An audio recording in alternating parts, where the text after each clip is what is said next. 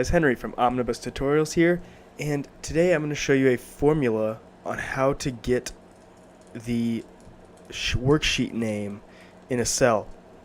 I'm going to kind of break it down into parts, and so you can see how each one works, and then we're going to assemble it all at the end, and that's what you're going to use if you want to use it. And I'm going to have that in the description, so you can just copy that formula. So we're going to start off kind of the basics of it, and I'm on a Mac right now, so it might be a little bit different for you PC users, and I'll hopefully do that video sometime soon. So I'm going to do equals cell and hit tab, and I'm going to open quotations, and type file name. And if you're using a PC, I believe this is the 6th option down, and I'm just going to hit enter to see what that gets us. And so it's going to give me the file of where this document is, and so this last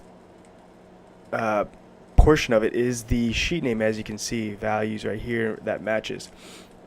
So if we find this close bracket and just grab all the values to the right of that, we'll get the sheet name. So how do we find this bracket? Well, Excel has a really cool function that's search, and we have this pop up and say find the text, and we want to find the text close bracket, and we want to find that text within this one right here, A10. Oh, did a double parentheses there. And so now if you count the characters in this string, the close bracket will be the 47th.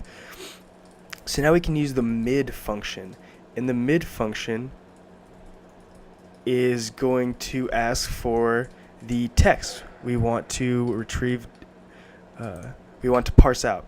So we're going to say, yeah, we want to get the text from A10. The start number is going to be, let's try 47 and see what that works, or the A11 rather.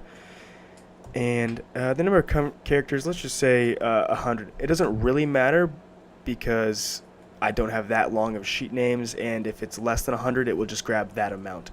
So let's hit enter and see what this brings up. So this brought up close bracket and then values.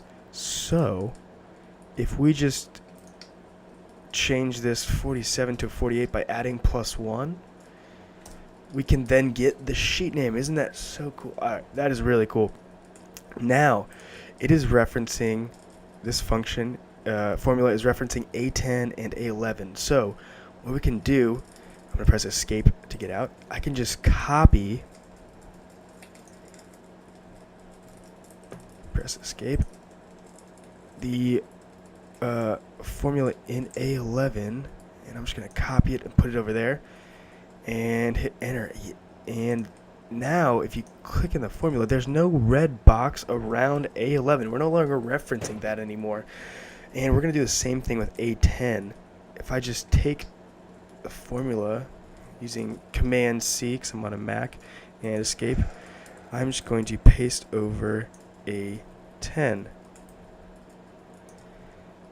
And now that gives me exactly what I want.